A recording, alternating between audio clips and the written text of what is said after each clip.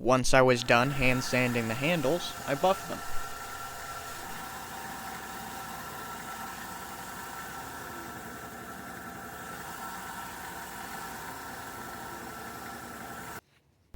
To protect the knife's wooden handles, I covered them in Danish oil.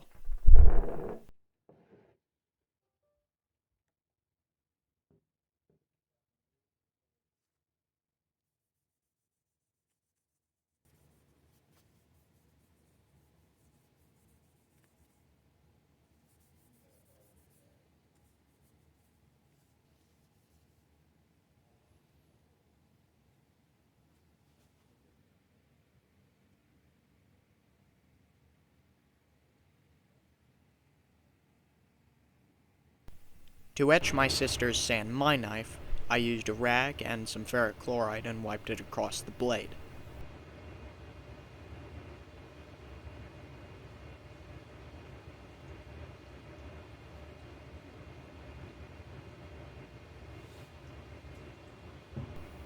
The knives are now completely done, other than sharpening and getting them sheaths.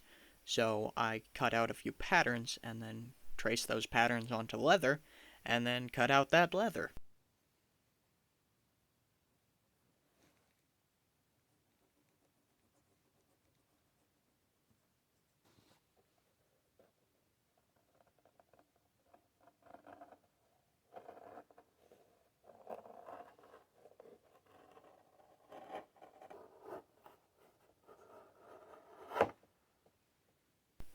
Once I'd cut the leather out into more manageable pieces, I took it over to the table and just trimmed them up.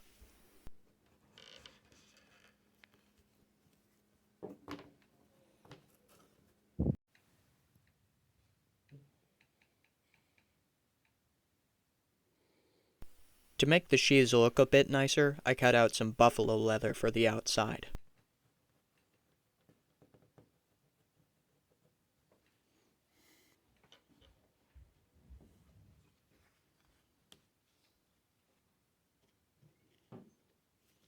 Even though it takes me a shorter amount of time to make a sheath compared to the knife, there's still so many more steps that go into leather working.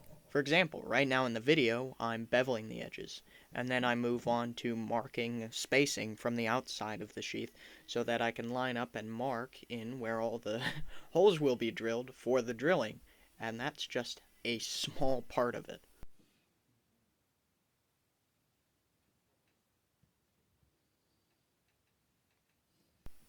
Continuing on with the complex process known as sheath making, I wet down the vegetarian leather so that I can basically stamp patterns into it to make it look a lot better.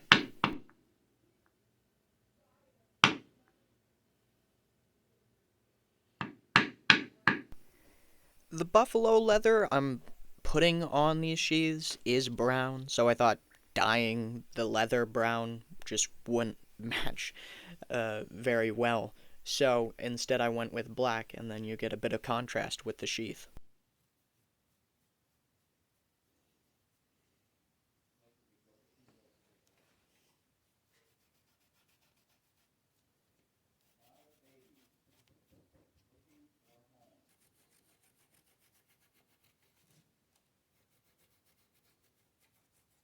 Once I dyed each of the leather pieces and let it sit for quite some time, I went with the risky strategy of dumping leather glue onto the leather pieces that I was going to stick buffalo leather to.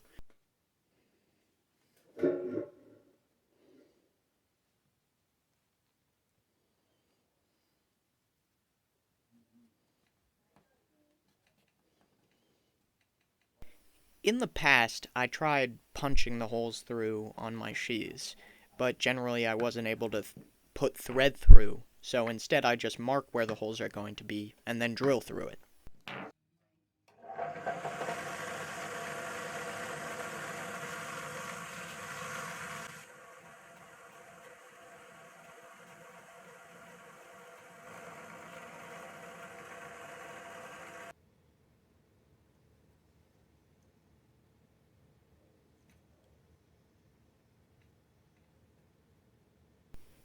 Ever since I started sewing leather sheaths, I've seen that it's extremely therapeutic, and now I think I know why my mom loves to sew. Uh, Maybe it's to help her cope with me.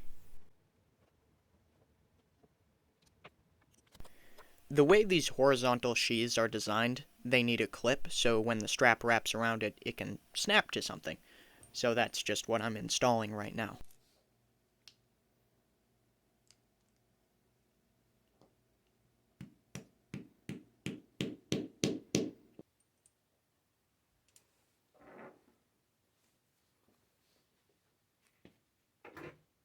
I've had issues with the snap on the inside of the sheath rubbing against the knife and then marring up the wood or even scratching the metal.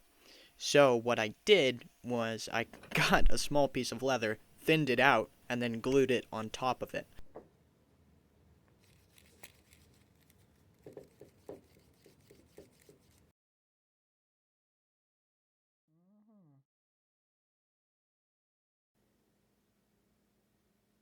Oh gosh, no. I did say it was risky earlier in the video. Do you have is the thing on the arbor press right now? What? No, I don't have the things on the arbor press. What?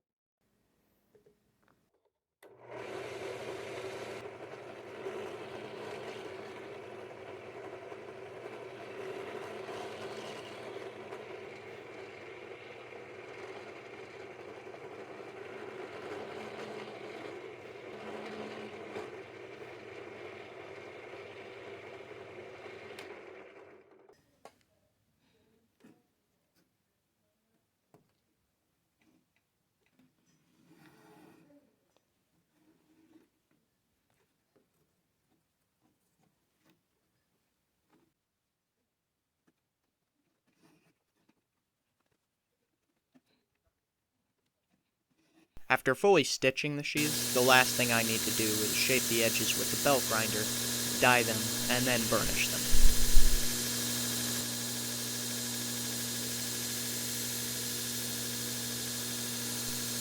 And because I was outside anyway, I just decided to sharpen the knives while I was there.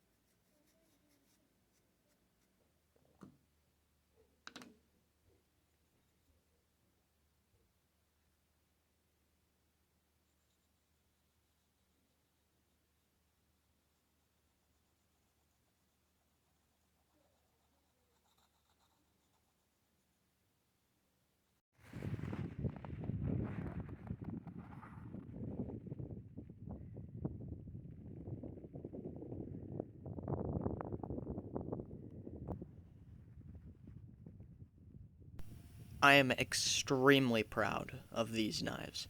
I love making knives this size, and with desert ironwood and Damascus, it just looks so good. And one thing that beyond surprised me was how much I loved these sheaths. These sheaths are crazy good, probably the best sheaths I've ever made, and they look it. It's awesome. This video is coming out quite a while after Christmas, but I feel I should tell you that my sister was very surprised by getting a sand mine knife with an African blackwood handle. So, thanks for watching.